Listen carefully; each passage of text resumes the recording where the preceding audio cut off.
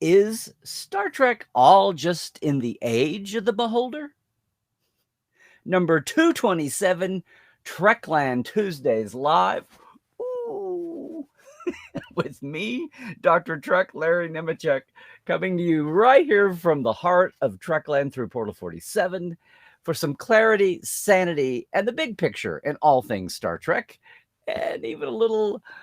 Yeah, I love the swag. I've so been bitten by the store bug. Hey, everybody. Welcome back for another Tuesday's Trekland Live here.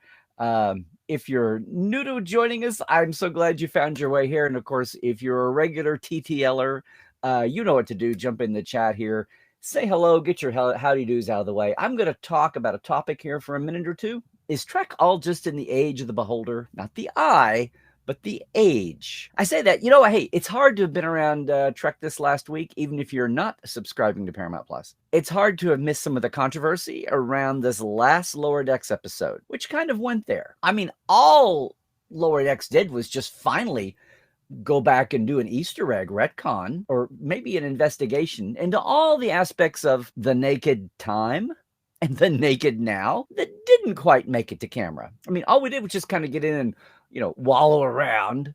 I mean, it feels pretty retro cool and Easter eggy to me. Now, I know it was a little indulgent, even for, an out of control orgy. And, and folks who think that way are not just old and crotchety, but I get it. I totally get it. But, I haven't been calling it the Adult Swim of Star Trek for nothing. I mean, that's not official CBS/Paramount Plus branding, but that's my way of talking about it. It's like Prodigy is going to be the Nickelodeon of, oh, wait, it is. On second run, after the first run has been fresh on Paramount Plus, it'll be a Nickelodeon staple. This has brought up I don't know, has the reaction, there's been just as much, maybe not just as much, but a lot of pushback reaction that, hey, let Lower Decks be Lower Decks. Just let them go there. But I get it. It's kind of an edgy thing. My question began, is the reaction truly breaking down along generational lines, or more to the point, is it an age thing? I don't know. My mind went there because of two other events this week that hit me about Star Trek and age. And I mean, I talk about that at times. Sometimes that's the creeping horda in the room that nobody's looking at. Not just about generations, but about age and what that means about tech. And I think we've gotten I think we're over the hump of people being scared or angry about streaming channels. I think we've gotten past, I mean, there's a lot of residual there, but I think we're past that. But really, I had a couple of events in my orbit this week that brought home this again about Star Trek and age or / generations. And maybe in a way that we don't usually think about. To wit, today, our Trek Files episode, The Trek Files, if you haven't caught it yet, please do. And, like and subscribe at your favorite podcatcher of choice, but always check out the Facebook page, because that's where we have the files, the documents. And this week, the files were dipping back into that mailbag of letters to Gene. A lot of them were saved and curated by Susan Sackett when she worked on her Letters to Star Trek book, but we have them nonetheless, and they're awesome. And this week, we went back especially to some funny ones, some humorous ones, and they're all sincerely wonderful, and we don't make fun of them. But they are worth analyzing for what they mean. But the thing that hits home, if you listen to the episode, and I won't spoil it, but overall, they're all from teenagers. They're all from kids. And if you think about who was the college kids, professionals, but the big passion wave of original fandom, once you got beyond the zine readers who were all into Spock and Slash and all of that even, and Slash was not the majority. A lot of it was just about Spock. The allure and the aloofness of Vulcans was just too intriguing for people. But point here is that these letters that were saved, the passionate ones, where Star Trek just invaded their mind space and took over their life, it became a thing. They're 15, 14, 9, 10, 11. And it's adorable with the handwriting on the notebook paper. But that's all part of the symbolism that there's a huge demographic out there. There were a lot of kids, junior high kids, high school kids, who were writing to Gene or to Shatner, Nimoy, D. Kelly, to Mr. Star Trek. But what that reminds me of is that age bracket, that demographic, was just as coming home after school and watching Star Trek. And I know that's a paradigm of the time, but that's what I'm getting to. Will we ever have that again? Is it possible to have that again? Now, look, Compare and contrast that with the other moment from my orbit this week. A lot of you that follow my channels, my socials, know that my good friend John Champion and I were down in Yuma, Arizona for YumaCon. And no, not the YumaCon that's in Cleveland. It's the big anime convention. Although this was starting to feel a little bit like it. Not nearly as big, obviously, but you know what? Yuma is not tiny. Yuma, I found out this weekend, is the third largest city in Arizona after Phoenix and Tempe. It's tucked up in the corner. It's off Interstate 8. It's right where California and Arizona and the Mexican border come together, down in that southwestern corner. But there's a lot of area that it drains. A lot of folks from the California side over the line, a lot of folks halfway to Phoenix or all the way, who either were hungry for a convention or they're still hungry, but they can never get into San Diego anymore since they've got the huge, the lottery, the digital lottery for tickets. They go to Phoenix, but there hasn't been one in 2 years. There will be next May. I will be there, apparently. But there's a big drainage area of fandom and a lot of population. It's not out in the middle of nowhere, although they were very humble about it. But this has gone on for 5-6 years. What got me was it was about what I expected or more. Lovely people, wonderful town, took good care of us, great food. And the turnout was pretty substantial. Saturday was the biggest day, Sunday not so much, but it was a 2-day con. The city parks and rec staff, you see my channel, they did different uniforms each day. Saturdays was Ghostbusters, Sunday was, hey, Starfleet. Thanks to the guy who invited John, who then had me come with him for his +1. They were all in their Starfleet best, modified, next gen era looking.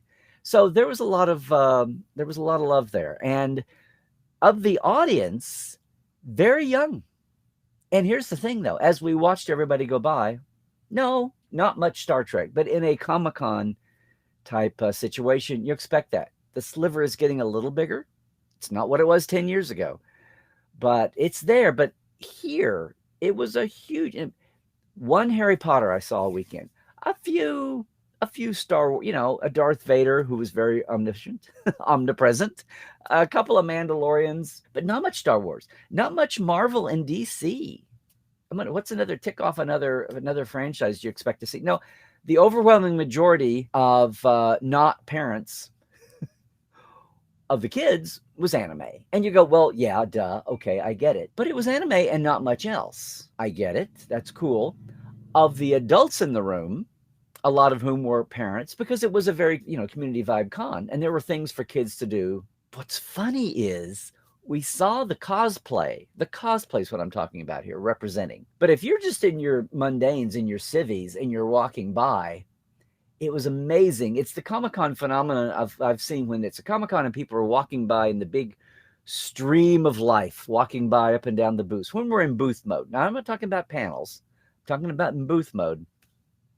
And I'm there at my hours. You can tell who's the Trek folks because they see us. We were the island of Star Trek at this event, aside from an artist who included Star Trek ship art, who's in my reels, if you check out my reels on Instagram. But we had some fun with that. But we're the only Trek in the room. And when you were going by and you see the banner, people make a beeline over. Well, to our perspective, it's kind of obvious. It's always funny to say, I'm guessing there's a little Star Trek in you.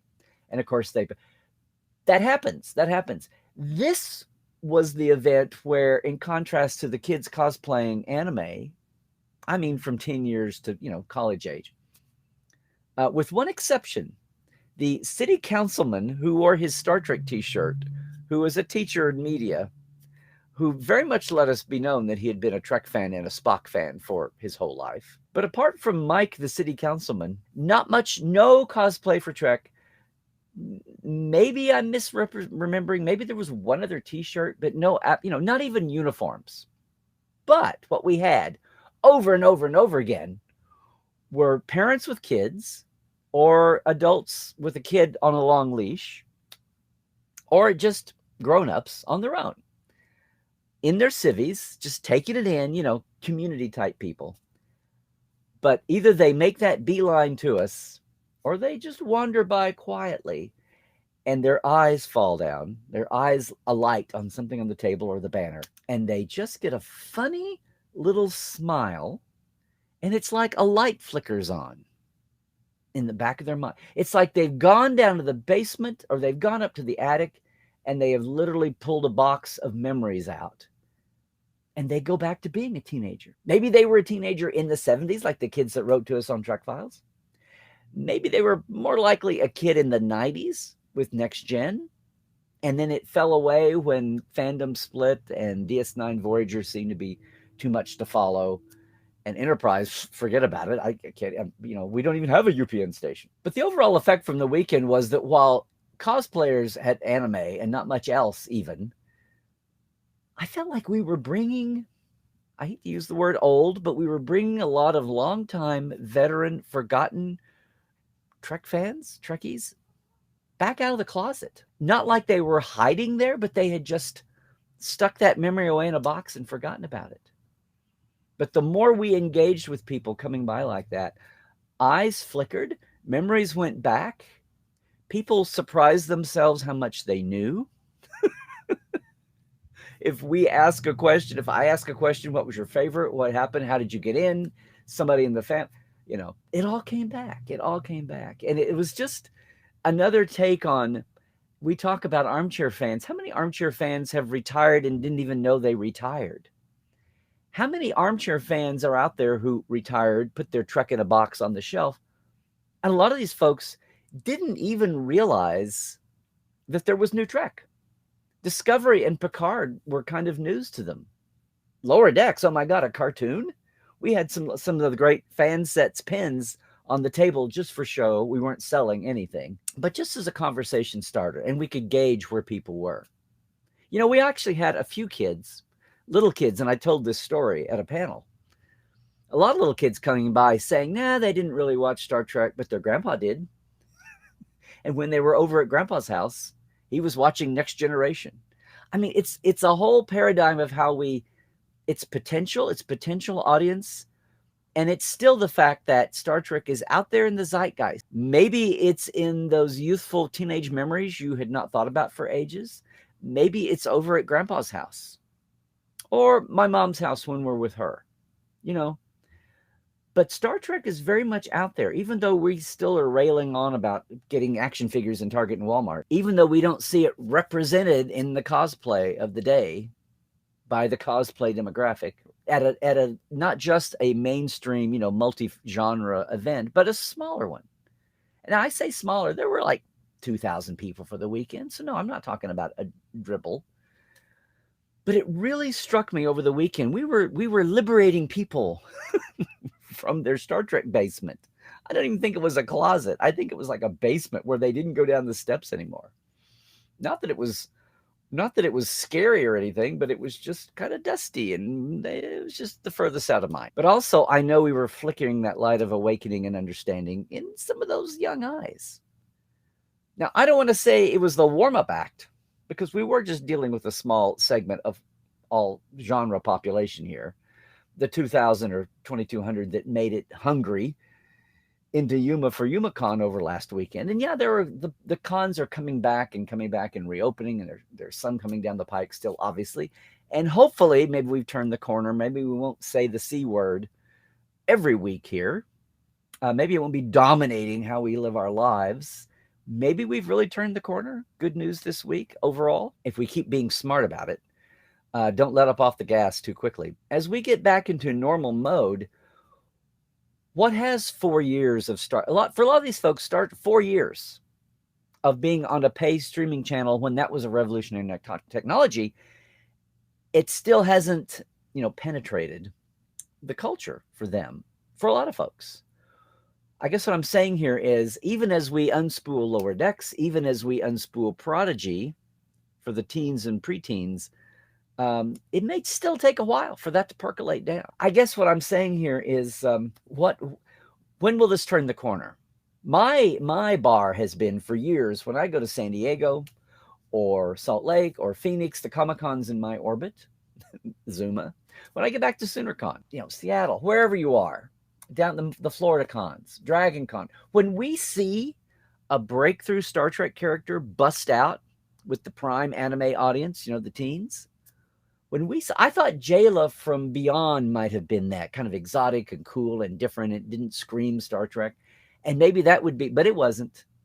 It wasn't, which says you a lot about where the box office went for Beyond, I think. But someday it's going to happen.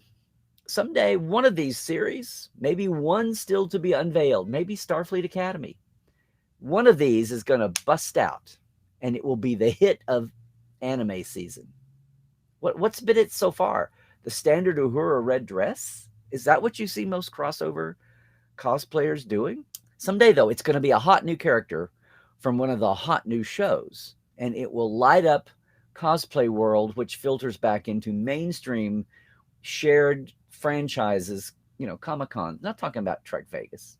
Trek Vegas is such a cornucopia of everyone, from everybody proudly showing their uniforms to people really getting into the obscure, funky, how can you stretch the limits of cosplay technology and craftsmanship? I'm talking Comic-Cons, where that kind of thing would be wasted on 90% of the population. My mind keeps going back to this reverse age Trek phenomenon of maybe some Trekkers we brought out of the closet or out of the basement, and maybe some of the seeds that we and other cultural zeitgeist events are still planting in these kids, even though they don't know it yet. And yeah, maybe Grandma and maybe Uncle Fred have been helping plant that seed all along too, just waiting for this to bust open. Will it be a lightning bolt when Prodigy premieres? I don't know. I don't think so. It'll certainly percolate down when Prodigy moves over to Nickelodeon as well, now with the current plan, after they get a first run on Paramount Plus. But it all brings me back to this. How do we get back to the passion of those kids in 1975 when there was nothing else out there but Star Trek? We were still 2 years away. In 75, we were 2 years away from Star Wars. That's how hungry the audience was. That's where that demo, the young kids with the passion and the time and the indulgent parents maybe, to feed that and support it and encourage it, that imagination when you're looking for a home to roost. Well, in 1975, it was Star Trek.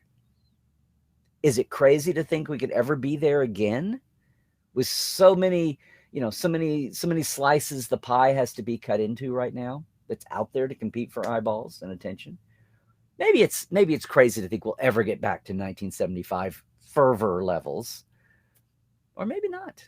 As some of these other franchises, if there are comic book fans, and then there's the whole realm of comic fandom that is superhero that gets off on the Marvel, the MCU, the cinematic universe, which, yes, the hardcore, the old codger comic folks would, sneer at and say, yeah, but you've got to read the classics. Well, I've heard that from everybody. And if that's gatekeeping, then yeah, that's been around forever, since the first sci-fi classic fans told the Trekkies to go do their own convention in 70, 71, and they did.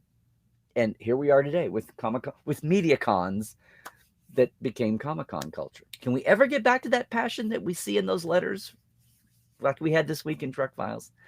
I don't know. There's a long way to come back, though. And we may be further along the road than we think. And you know what?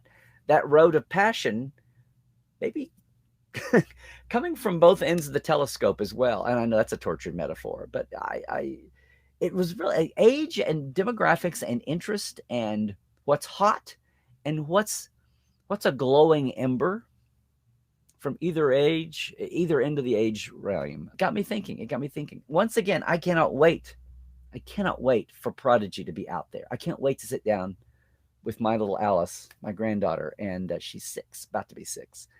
I can't wait to sit down and share that with her. And maybe I'll share some of that inappropriate, non-braggartly ways.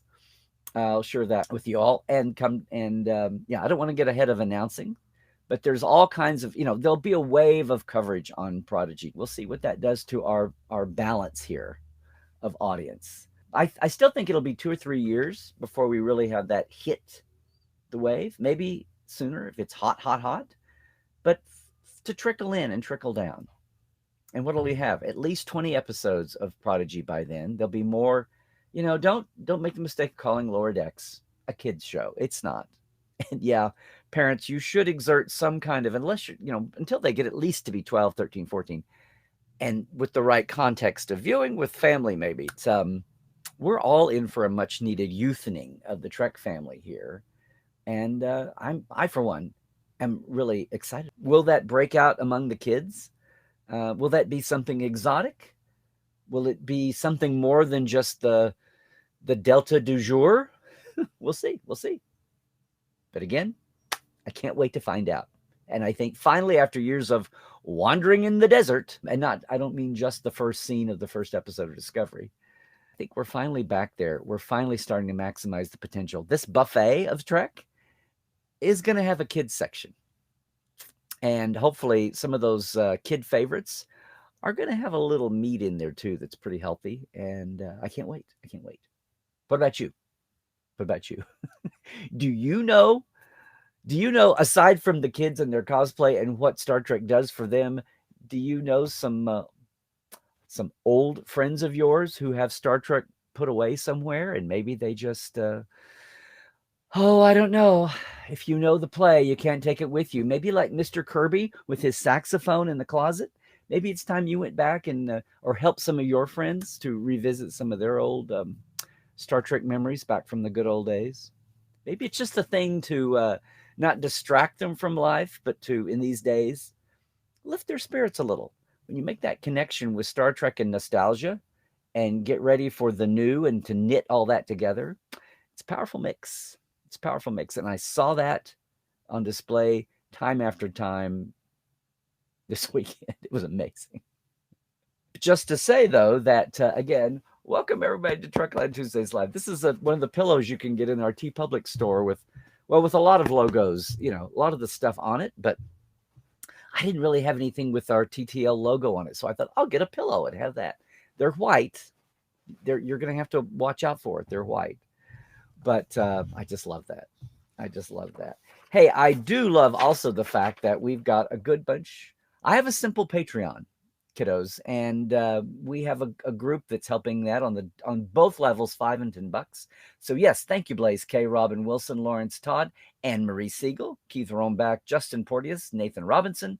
Thanks for being TTLers, and hey, our live wires: Rusty Harrell, Halbjord Gunn Johnson, Jalen Bullock, Robert McLean, Alan Hohansey, J.R. Poole, and Casey Shafsky. J.R., I had you incorrect for a few months, so my apologies on that. I've got you down with the live wires. Many thanks to everybody. They're helping me with grow the live stream here, and I'm looking at doing a few other growth avenues coming up too. So that's really appreciated. Patreon, it's the system that lets you very easily contribute to content creators and other artists, creatives. Mine is just patreon.com/TreklandLive. It's $5 and $10. Very simple. Once again, I'm overdue to get our live wires, their original couple of first years of backstage interviews from Portal 47. I'm going to get on that, guys. I really am. Guys, gals, and peeps. I'm really going to be on that. But I appreciate it. I do appreciate it. It's a pretty simple system. You might find somebody else you want to support too. And yes, that shout out. Hey, it's a great show. This is our 4th episode of the Trek Files where we've dived in the mailbag from the 70s and 80s. It's a lot of fun. John Champion is with me from Mission Log to talk about it. It's there every Tuesday, though, with a different guest and different files from Gene's files. You can get them anywhere fine podcasts are caught. Podcast.roddenberry.com is where you can see all the Roddenberry, the growing Roddenberry network of podcasts, and the Trek Files on Facebook is where you can see our documents of the week.